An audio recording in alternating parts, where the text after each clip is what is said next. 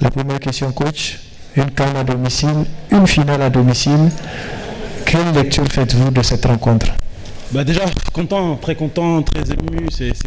C'est comme un rêve en fait. Quand on revient 2 semaines en arrière et la défaite ici même contre la Guinée équatoriale, on était loin de s'imaginer que 2 semaines après on se qualifierait pour notre finale, parce que c'est notre CAN. Mais en tout cas très content. C'était un match qu'on a un peu plus maîtrisé que les 2 précédents, même si on a eu par moments des périodes où c'était un peu plus compliqué. Mais voilà, dans l'ensemble, je pense que la victoire est méritée. La première question. Alors, bonsoir coach, ici. Vraiment un grand bravo pour la qualification pour la finale. Je suis Yvan Kamoua, je travaille pour CFoot. Sur ce match face à la RDC, est-ce que pour vous la différence est faite au niveau du milieu de terrain? Parce qu'on a vu que le trio offensif, le trio que vous avez décidé d'aligner au niveau du milieu de terrain a étouffé le milieu de la RDC. Ça les a obligés à reculer alors que c'est une équipe qui habituellement joue vers l'avant. Est-ce que pour vous ça a été ça la clé du match? Entre autres, parce qu'ils ont une période quand même où 2 ou 3 fois ils ont réussi à trouver derrière notre ligne des milieux la Kakuta. Donc ils ont posé quand même quelques problèmes, mais dans l'ensemble, non, je pense que c'est pas spécialement la bataille du milieu qu'on a gagné. Je pense que collectivement, on a été assez intéressant. Dans les périodes où on était bien, que ce soit au début ou après la 30e, on a quand même pas mal combiné sur les côtés pour mettre beaucoup de centres, parce qu'on savait que c'était une équipe qui n'aimait pas forcément défendre sur des centres en allant vers leur but. Donc non, on a été solide aussi défensivement. Donc dans l'ensemble, je pense que c'était une victoire d'ensemble, pas juste une victoire de bataille de milieu de terrain. Bonsoir coach, Mustapha Kessous, Le Monde. Hier, vous aviez dit que vous vouliez qu'on arrête de parler de miracle pour se concentrer sur le jeu que vous vouliez mettre en place. Ce soir, finalement, vous avez réussi à mettre en place votre jeu. Est-ce que c'est l'équipe TIC maintenant que vous avez? Vous allez continuer cette finale sur cette lancée avec ce 11 même joueur? Merci. Bon, là c'est encore trop tôt pour parler. Je crois que Willy Bolly a ressenti une petite gêne derrière la cuisse à la fin du match. Donc on fera l'état des lieux tranquillement sur les 2-3 prochains jours, et on verra. On analysera encore le Nigeria, même si on les a joués en poule, et on décidera tranquillement dans 2-3 jours comment on abordera le match face au Nigeria. Merci. Enfant. Bonsoir coach. D'abord félicitations, Foutigui Tunkara, ORTM, la télévision nationale du Mali. En fait, je suis un peu curieux. Vous étiez membre du staff de Jean-Luc Gasset, vous étiez d'ailleurs son adjoint. Après la débâcle contre la Guinée équatoriale, vous prenez les choses en main et subitement, comme si d'un coup de baguette magique, là, tout va mieux.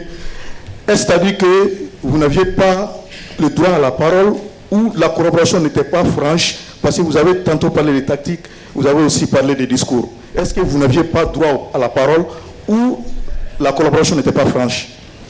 Non. J'avais le droit à la parole, j'avais le droit de donner mon avis, et c'est ce que je faisais d'ailleurs.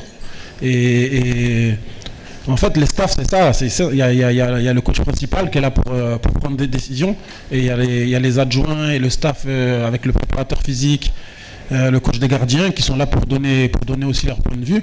Et d'ailleurs, c'est très bien quand les points de vue ne sont pas les mêmes. Mais à la fin, c'est toujours le coach qui décide. Donc non, c'est pas que j'avais pas mon mot à dire, parce qu'il y a plein de décisions que je lui ai soufflé, qu'il a pris, alors qu'au départ il n'était pas forcément parti sur ça. Mais après voilà, non, il y avait aucun problème avec Jean-Louis et moi. C'est qu'à un moment donné, non, il prenait les décisions avec toute expérience qu'il a, qu'un numéro 1 doit prendre.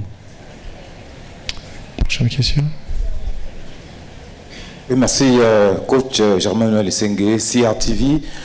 Un match poussif au départ, avec un fait de jeu qui peut basculer dans la 8e, mais un deuxième mi-temps tactiquement bien maîtrisé, une deuxième mi-temps référence, avec des remplacements qui comptent. Vous n'aimez pas dire que c'était des remplacements gagnants, mais quelle est la place que vous donnez au remplacement? Parce qu'on a vu qu'à chaque fois, ça a payé.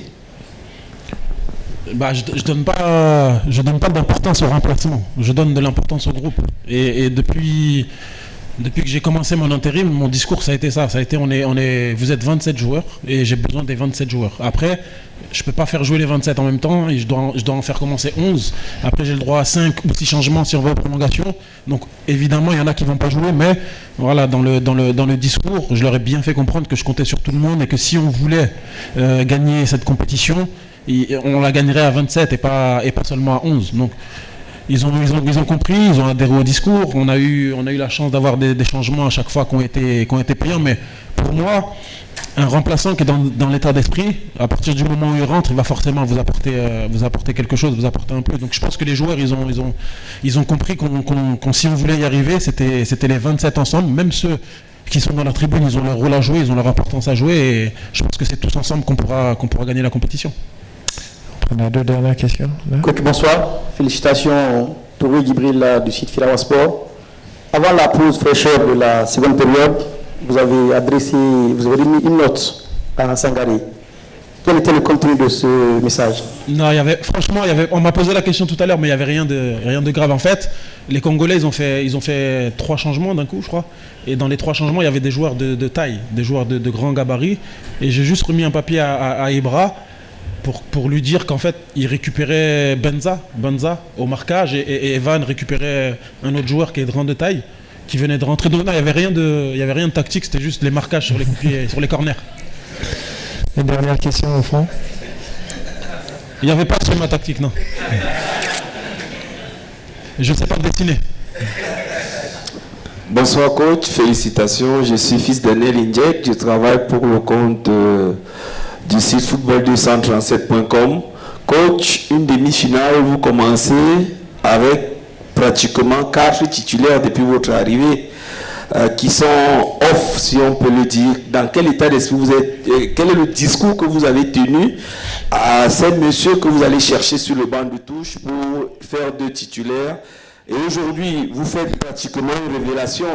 Le jeune numéro 24 de votre équipe, comment ça s'est passé pour qu'il soit pratiquement un élément, un élément de plus dans votre équipe, sachant que c'est pratiquement le plus jeune? Merci.